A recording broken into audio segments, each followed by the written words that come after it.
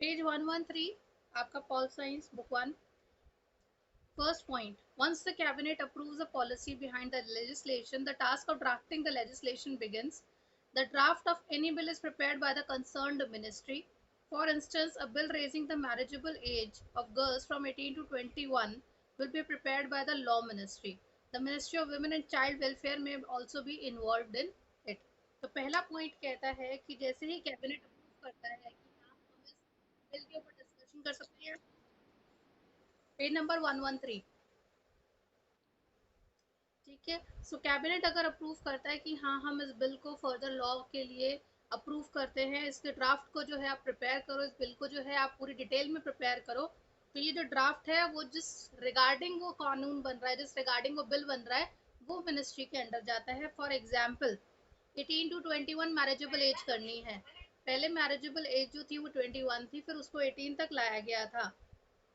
Sorry, marriageable age of girls from 18 to 21। अगर ऐसा होता है कि अगर लड़कियों की अभी शादी की एज 18 साल है और उसे 21 साल तक लेके जाया जा रहा है, तो उसका जो बिल है वो लॉ मिनिस्ट्री प्रिपेयर करेगी। उसके साथ साथ ministry of women and child welfare भी इस बिल को प्रिपेयर कर सकते हैं। ये बात क्लियर है? First point.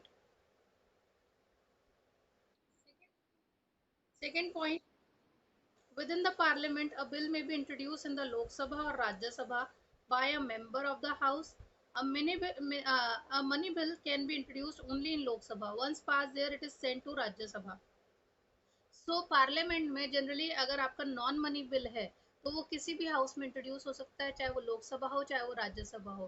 पर अगर मनी बिल है इंक्लूडिंग द टैक्सेशन, आपका कोई भी पैसे रिलेटेड कोई आपका बिल है जो टैक्स के लिए आप प्रपोज कर सॉरी आप लॉ के लिए प्रपोज कर रहे हो, तो उसका जो बिल है वो सिर्फ लोकसभा में आएगा, वो राज्यसभा में नहीं होगा।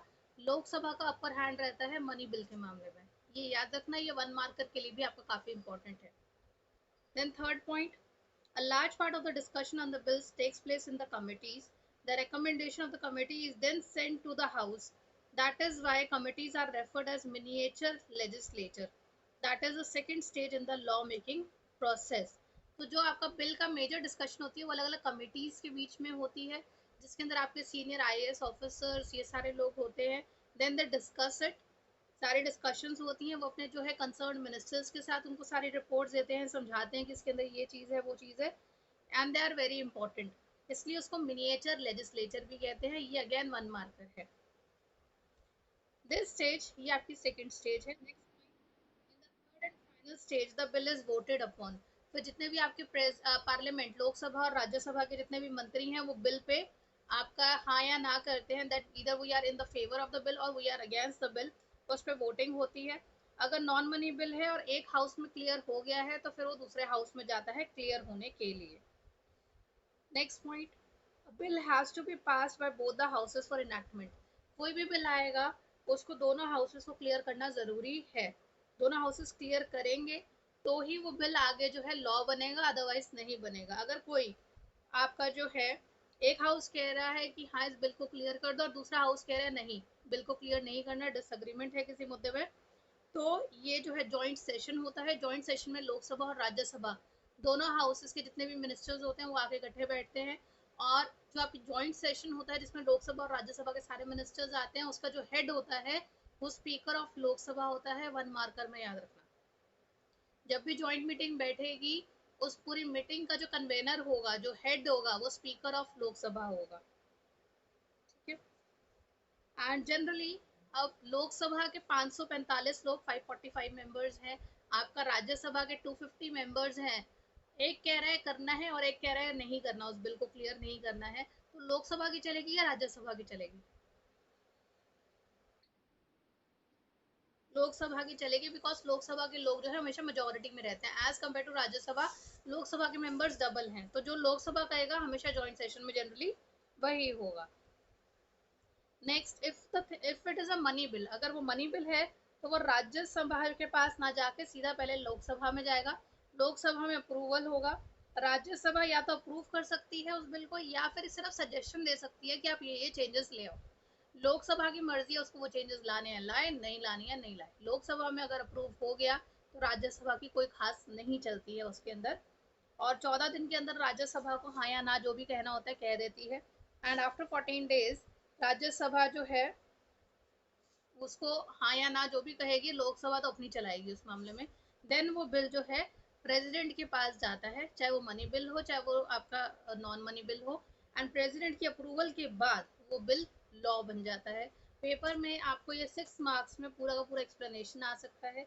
इधर आप पेज 113 लिख देंगे तो बहुत अच्छी बात है। अगर आपके पास टाइम नहीं है या आपको एक्सप्लेनेशन याद नहीं आ रही है तो पेज 111 पे इसका पूरा एक फ्लो चार्ट बना हुआ है, आप वो फ्लो चार्ट जरूर बना दीजिएगा। एक आधा नंबर कटेगा बट मेजरली आप सारे मार्क्स रिटेन कर लेंगे। इतना समझ में आया? Any doubt?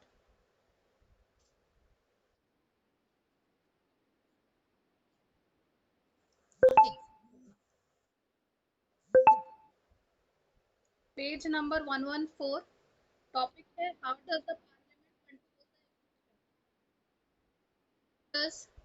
How does the Parliament control the executive.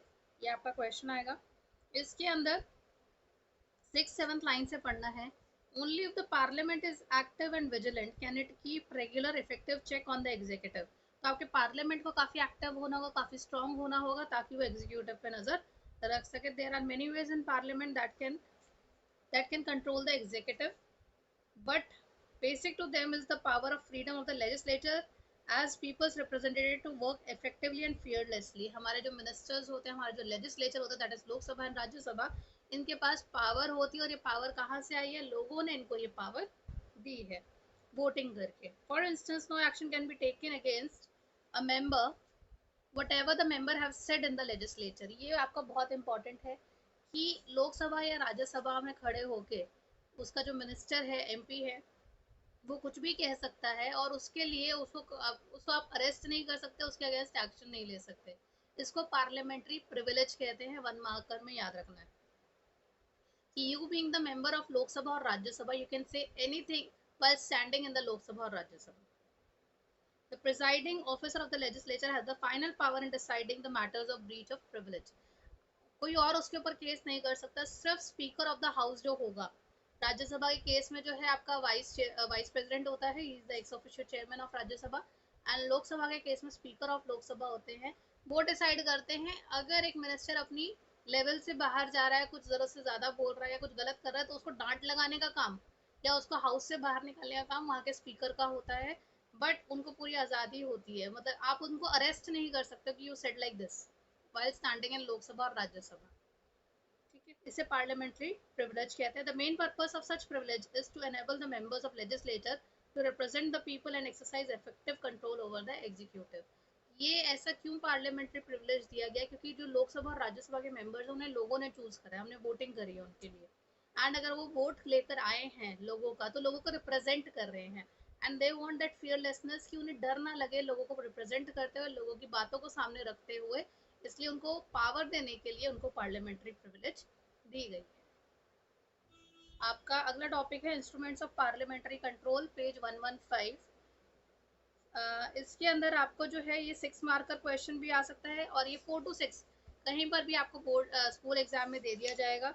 और ये काफ़ी इंपॉर्टेंट है, इसके आने के चांसेस बहुत ज़्यादा हैं, इसको नहीं छोड़ के जाना है। ठीक है, instruments of parliamentary control. The legislature in the parliamentary system ensures executive accountability at various stages. तो आपका क्वेश्चन आ जाएगा कि how parliament controls the executive, what are the various instruments through which parliament controls the executive. ये आपको question आएगा जिसके अंदर आपको सारा का सारा आंसर लिखना होगा। फर्स्ट पॉइंट है डेलिब्रेशन एंड डिस्कशन। सिफत इसको रीड करो। इसके अंदर बोला गया है कि deliberation and discussion, that is debates and discussion. So कानून बनाते वक्त during the law making process members of legislature, जो आपकी लोकसभा और राज्यसभा के मेंबर्स हैं, उनको पूरे का पूरा मौका मिलता है कि वो पूरी पूरी डिबेट्स एंड डिस्कशन करें regarding the rules policies procedure what ever is going on in the Lok Sabha और राज्यसभा, जिसके ऊपर पूरी पूरी वो बहसबाजी कर सकते हैं। और बहुत सारे तरीके हैं जिसके ऊपर वो डेलिबरेट कर सकते हैं, क्वेश्चनिंग आंसरिंग कर सकते हैं। जिसमें सबसे फेमस है द क्वेश्चन आवर, जो कि हर दिन सेशन में होता है पार्लियामेंट के, जहाँ पे मिनिस्टर्स को रिस्पॉन्ड करना पड़ता है, उनसे जो सवाल किया गया है उसके बाद उन्हें जवाब देना पड़ता है। उसके अलावा 0R होता है, जहाँ पे मेंबर जो है किसी भी टॉपिक के ऊपर क्वेश्चन कर सकते हैं, पर मिनिस्टर की मर्जी है वो उसका जवाब दे या ना दे। they are not bound to reply. Then third is half an hour discussion, जो बहुत ही important public importance के मैटर पे हो सकते हैं. ये 1 मार्कर में याद रखना, क्वेश्चन आवर, 0 आवर और हाफ एन आवर, किस में जवाब देना होता है, किस में जवाब नहीं देना होता है, पब्लिक मैटर किस में होता है. हाँ. The next paragraph है, perhaps the question hour is the most effective method to keep a vigil on executive. तो एग्जीक्यूटिव पे, मंत्रियों पे नजर रखने के लिए क्वेश्चन आवर सबसे ज्यादा स्ट्रॉन्ग आपका जो है एसेट है.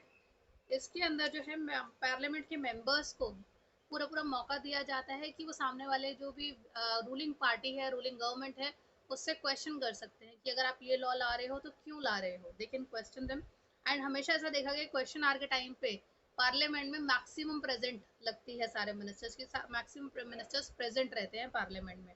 एंड जो क्वेश्चन होते हैं उसमें गवर्नमेंट से बहुत सारी चीज़ों पर जानकारी ली जाती है कि चीज़ों के दाम क्यों बढ़ गए हैं, खाने पीने की कमी क्यों हो गई है या क्यों नहीं मिल रहा है, आप जो है गरीबों के लिए क्या कर रहे हो. इस तरह की चीज़ों के क्वेश्चन किए जाते हैं और इसके द्वारा जो आपकी रूलिंग गवर्नमेंट होती है उसको क्रिटिसाइज भी किया जाता है. और ये डिस्कशन जो है कई बार इतनी ज़्यादा गर्म हो जाती है, गर्म एज इन लड़ाई वाले फेज में पहुंच जाती है, बहुत ज़्यादा हीटेड डिबेट्स हो जाती हैं कि कई बार बीच में ही उसको रोकना पड़ जाता है. कई बार मेंबर्स जो हैं बहुत ऊंची आवाज़ में बात कर रहे होते हैं. कई बार मेंबर्स जो हैं लोकसभा राज्यसभा के, आपका लोकसभा और राज्यसभा को छोड़ के चले जाते हैं, वॉकआउट कर जाते हैं कि हम जो है यहाँ नहीं बैठ रहे, कोई मुद्दा, there is no point in sitting there, इतनी लड़ाई बढ़ जाती है. So question hour is an important topic जिसपे आप एग्जीक्यूटिव को कंट्रोल कर सकते हो. सेकेंड है approval and ratification of laws.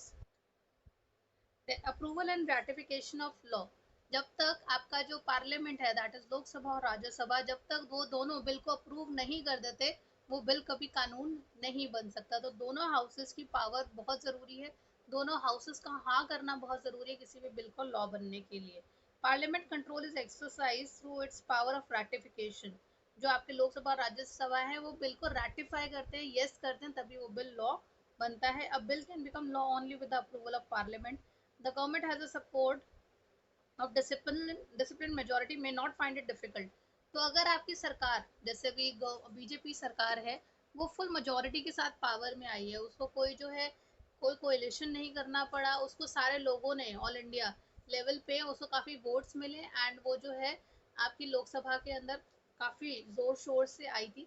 तो अगर इनको कोई बिल पास करना होता है, क्योंकि इनके मेंबर्स मेजोरिटी में ऑलरेडी लोकसभा में बैठे हुए हैं, तो इनको कोई बिल पास करने में कोई प्रॉब्लम नहीं होती. वहीं पे अगर ये सरकार किसी और पार्टी के साथ हाथ मिलाकर आती, कोalition करके आती कि हमें मेजोरिटी वोट नहीं मिले, आपको भी नहीं मिले, चलो हम अपने वोट्स इकट्ठे कर लेते हैं, फिर हम पावर में आ जाएंगे. इसमें लेट्स सपोज अगर बीजेपी कांग्रेस हाथ मिला के पावर में आती, तो बीजेपी को अपने आप का अपना कोई बिल पास करवाने के लिए, अपना कोई बिल को लॉ बनवाने के लिए सिफारिश करनी पड़ती कांग्रेस वालों की भी कि भाई आप हमारे बिल मान जाओ, हमारे बिल को हाँ कर दो. तो कांग्रेस वाले कहते हैं आप इसके बदले हमें क्या दोगे. तो जनरली आपको बहुत कंसेशन देनी पड़ती है जब आप मेजोरिटी में नहीं होते हो, इधर लोकसभा और राज्यसभा. तो कई बार आप लोकसभा में भी अपनी कोalition पार्टी को बहुत सारे फेवर देते हो ताकि वो आपके बिल को अप्रूव कर दे. एंड कई बार लोकसभा में बिल अप्रूव होने के बाद राज्यसभा में अटक जाता है क्योंकि उन दोनों की आपस में नहीं बनती. तो लोकसभा और राज्यसभा का आपस में क्लैश हो सकता है and with in the Lok Sabha भी क्लैश हो सकता है किसी के बिल पास होने में. इसमें तो आपके दो एग्जाम्पल दिए हुए हैं, लोकपाल बिल जो कभी राज्यसभा ने पास होने नहीं दिया, एंड आपका प्रिवेंशन ऑफ टेररिज्म बिल है जो आपका राज्यसभा ने पास नहीं होने दिया जबकि वो लोकसभा में पास हो गया था. इसलिए ये बिल आज तक कानून नहीं बन पाए. इतना क्लियर है? कोई डाउट हो मुझसे पूछ लेना. अगला है फाइनेंशियल कंट्रोल, है आपका फाइनेंशियल कंट्रोल. फाइनेंशियल रिसोर्सेज जो है, हमारी सरकार कोई भी पैसा रिलीज करेगी अलग अलग मिनिस्ट्रीज के लिए, उसके लिए किसकी अप्रूवल चाहिए, पार्लियामेंट की अप्रूवल चाहिए. तो preparation and presentation of budget for the approval of legislature is constitutional obligation of the government. कि अगर गवर्नमेंट को कोई भी खर्चा करना है, कुछ भी पैसा चाहिए, वो पैसे के लिए अप्रूवल कहाँ से आएगी, लोकसभा और राज्यसभा से अप्रूवल आएगी. जब तक वो अप्रूव नहीं करेंगे तब तक आप 1 रुपया भी कंसोलिडेटेड फंड ऑफ इंडिया से नहीं निकाल सकते. This obligation allows the legislature to exercise control over the purse strings of the government. तो गवर्नमेंट को जो भी खर्चा मिलेगा, गवर्नमेंट का पर्स किसके हाथ में है, लोकसभा और राज्यसभा के हाथ में है. उसमें से 1 रुपया भी निकालना है तो लोकसभा और राज्यसभा की अप्रूवल चाहिए होगी. The legislature may refuse to grant resources to the government. Legislature, parliament और लोक आपका जो पार्लियामेंट है वो मना कर सकता है कि नहीं हम आपको इसके लिए इतनी फंडिंग नहीं देंगे, हम मना कर देते हैं। सो आप गवर्नमेंट के ऊपर कंट्रोल रख सकते हो। This seldom happens because the government ordinarily enjoy support of the majority in parliamentary system. क्यों लोकसभा और राज्यसभा को इतनी पावर मिलती है? Why parliament has so much power कि उसके ऊपर पैसे, उसको पैसे का कंट्रोल भी मिला हुआ है। द रीजन इज कि जो पार्लियामेंट है, उसकी जो लोकसभा के मेंबर्स है, उसको कौन चुन के लाया है? हम, वही द पीपल ऑफ इंडिया। ठीक है, so people have given them the power कि वो मनी को कंट्रोल कर सके, क्योंकि ये मनी भी कैसे आती है? लोगों के टैक्सेस से आती है। तो हमारा पैसा और उसका कंट्रोल भी कौन दे रहा है? हम लोग दे रहे हैं किसी को। Nevertheless, before granting money to the Lok Sabha can discuss the reason for which government requires money. And Lok Sabha हमेशा क्वेश्चन करती है कि गवर्नमेंट को पैसा चाहिए तो क्यों चाहिए. It can inquire into cases of misuse of fund on the basis of report of the Comptroller and Auditor General and Public Accounts Committee. So सारे जो फंडिंग है हमारे देश में, जितना भी पैसे का, जितना भी ग्रांट्स दिए जाते हैं, जितने भी रिसोर्सेज सरकार को दिए जाते हैं, फाइनेंशियल रिसोर्सेज, उन सबका अकाउंट्स कौन हैंडल करता है? दो हैं जने, वन मार्कर में याद रखिएगा, कंट्रोलर और auditor general of India and public accounts committee. And अगर वो रिपोर्ट करते हैं लोकसभा और राज्यसभा में कि ये पैसों का मिसयूज करा है, इस गवर्नमेंट ने, इस मिनिस्ट्री ने पैसों का मिसयूज करा है, उस बेसिस पे इंक्वायरी कर सकता है आपका legislature. But the legislative control is not only aimed at financial propriety, the legislature is concerned about the policy of the government that are reflected in the budget. कि budget के द्वारा जो पैसा ये सरकार ले रही है उसमें लोगों का क्या भला होने वाला है, उन सब के ऊपर भी पूरा ध्यान दिया जाता है। थ्रू फाइनेंशियल कंट्रोल लेजिस्लेचर जो है गवर्नमेंट के ऊपर अच्छा कंट्रोल बना के रखती है, एग्जीक्यूटिव पे बहुत अच्छा कंट्रोल बना के रखती है। नेक्स्ट पॉइंट है नो कॉन्फिडेंस मोशन। देखिएगा, आपको ये लास्ट पैराग्राफ नहीं फोकस करना है, नो कॉन्फिडेंस मोशन का एक ही पैराग्राफ आपको फोकस करना है। मोस्ट इंपॉर्टेंट वेपन है सरकार के हाथ में, लेजिस्लेचर के हाथ में, नो कॉन्फिडेंस मोशन। 1989 से पहले तो जनरली कांग्रेस ही हमेशा पावर में होती थी, लोकसभा राज्यसभा सब जगह कांग्रेस आती थी। तो नो कॉन्फिडेंस मोशन जो था काफी थियोरेटिकल टॉपिक था, रियल लाइफ में एग्जिस्ट नहीं करता था। बट 1989 ऑनवर्ड्स क्या होने लगा कि कांग्रेस को मेजोरिटी से वोट्स नहीं मिलने लगे, कांग्रेस जो है वो मेजोरिटी में नहीं आने लगी। There were other parties that came into power, या there were other parties that were also competing, and वो भी जो है शेयर ऑफ वोट ले जाती थी। तो कई बार ऐसा होता था कि कांग्रेस को अगर पावर में आना है तो उसको दूसरी पार्टी के साथ हाथ मिलाना होता था कि मेरे वोट्स और आपके वोट्स इकट्ठे हो जाएंगे। उस हाथ मिलाने की टर्मिनोलॉजी को कहते थे कोलिशन, कोलिशन गवर्नमेंट, जिसमें दो अलग अलग पार्टीज अपने वोट्स को इकट्ठा करके पावर में आई हैं। तो इस टाइम पे क्या होता था कि कांग्रेस किसी के साथ मिलके हाथ मिला के पावर में आई है, तो कई बार ऐसा होता था कोalition के द्वारा कि कोई डिस्कशन हो रहा है, डिबेट हो रहा है, जिसमें एक पार्टी जो साथ में पावर में आई है दूसरी पार्टी के साथ, उनकी आपस में नहीं बनती थी, उन दोनों की आपस में ही लड़ाई हो जाती थी, आर्ग्यूमेंट हो जाती थी। एंड जो पार्टी सपोर्ट कर रही थी, जो अपने वोट्स दे रही थी, वो अपने सारे वोट्स वापस ले लेती है। इससे क्या होता है कि कोई मेजोरिटी नहीं रह जाती हाउस की, एंड री इलेक्शन होते हैं, आपकी सरकार गिर जाती है और उसके बाद री इलेक्शन होते हैं। तो उसको नो कॉन्फिडेंस मोशन बोलते हैं, जब आपके सपोर्टिंग वोटर्स, आपके सपोर्टिंग मिनिस्टर्स अपना नाम पीछे ले लेते हैं आपकी पार्टी से, ठीक है, आपको जो है पावर से हटाने देते हैं, तो दोबारा से सरकार बनती है, दोबारा से री इलेक्शन होते हैं। सो आपको लेजिस्लेचर को खुश रखना होगा। If you want to be in power then you have to satisfy legislature also. Legislature को खुश रखना होगा एग्जीक्यूटिव को, तभी एग्जीक्यूटिव रूल कर सकता है। तो ये भी नो कॉन्फिडेंस मोशन एक बहुत बड़ा पावर टूल है पार्लियामेंट के हाथ में, to control the control over executive. ये चार पॉइंट्स बहुत इंपॉर्टेंट हैं, 4 मार्कर टू 6 मार्कर में कहीं पर भी आ सकते हैं। कोई डाउट है? नेक्स्ट टॉपिक है page number 118, what do the committees of parliament do. इसको रीड करो। आपके पार्लियामेंट में मिनिस्टर्स के अलावा कुछ कमिटीज भी बनी होती है, अलग अलग डिपार्टमेंट्स की कमिटीज होती हैं, जितने भी आपके इंपॉर्टेंट डिपार्टमेंट्स हैं उनकी कमिटीज होती हैं। इन कमिटीज का क्या वर्क है कि जो पार्लियामेंट्री सेशन होते हैं ये काफी रेगुलर नहीं होते, they are most of the time irregular, less number of days, and there is lot of work to do. बहुत सारे बिल्स पास होने होते हैं, बहुत सारे डिबेट्स एंड डिस्कशंस होती हैं, एंड इनकी जो मीटिंग्स होती हैं वो कम होती हैं। सो इनके पास इतना समय नहीं होता, there was always a crunch of time कि सारे मिनिस्टर सारे बिल्स के ऊपर इतना टाइम नहीं दे पाते।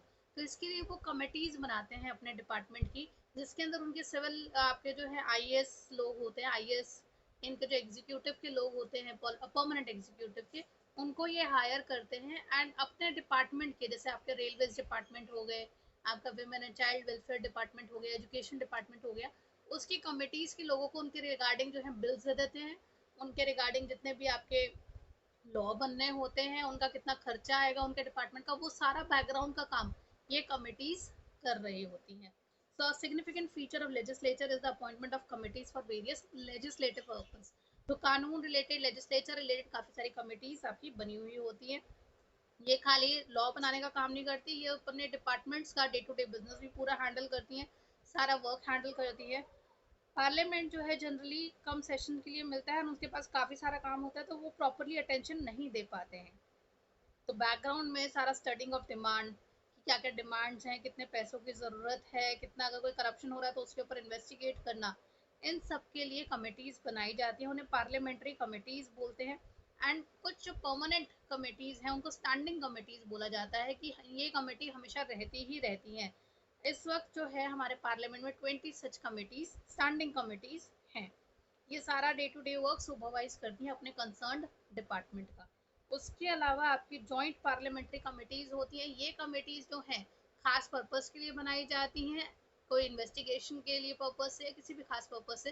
एंड इसके अंदर लोकसभा और राज्यसभा दोनों साइड के जो मिनिस्टर्स हैं उनके जो है फर्दर आईएएस वगैरह को लिए जाते हैं। So member of Lok Sabha and Rajya Sabha both are taken into the JPC Joint Parliamentary Committee. So there are two type of committee: standing committee, which are permanent committee, and JPC Joint Parliamentary Committee, which are made for specific purposes, and the members are taken from both the houses. इतना clear हुआ? Any doubt? Topic है how does the parliament regulate itself.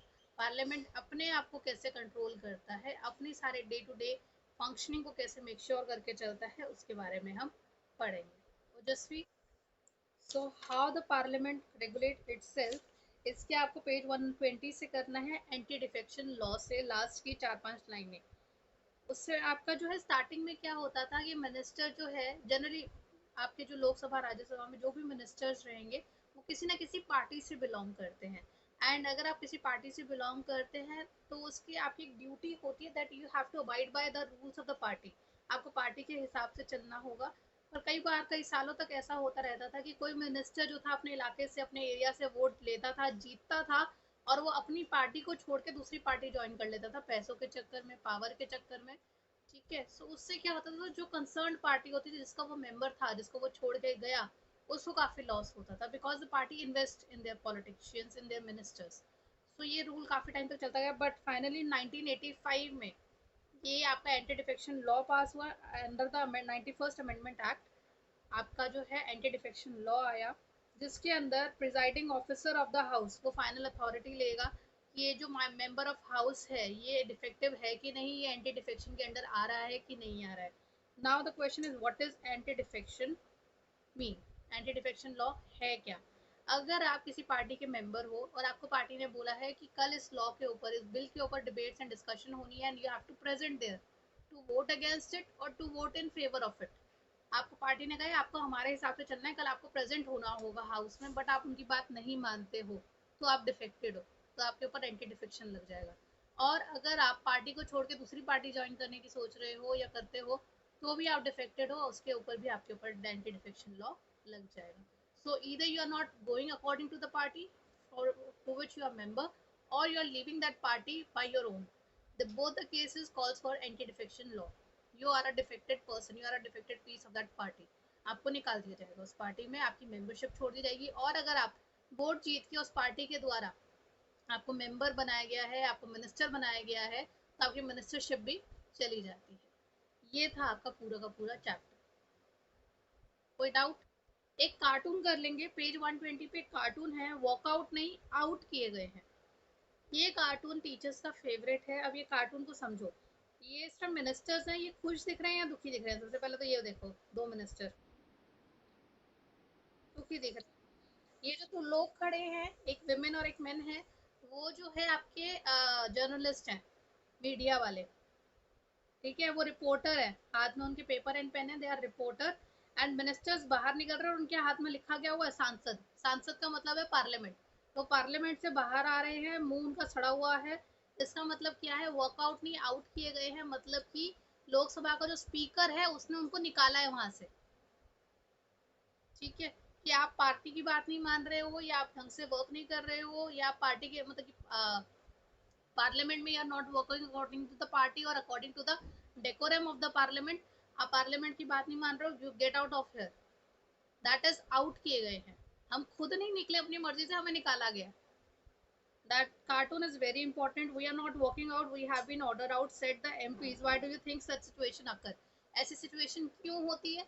ऐसी situation तब होती है जब आपके जो पार्लियामेंट के मेंबर्स हैं, मिनिस्टर हैं, जरूरत से ज्यादा शोर मचा देते हैं, जरूरत से ज्यादा लड़ाई कर देते हैं, जरूरत से ज्यादा कुछ ऐसा कर देते हैं कि जिसकी वजह से पूरे पार्लियामेंट का डेकोरम खराब हो जाता है, पूरे पार्लियामेंट की शांति भंग हो जाती है।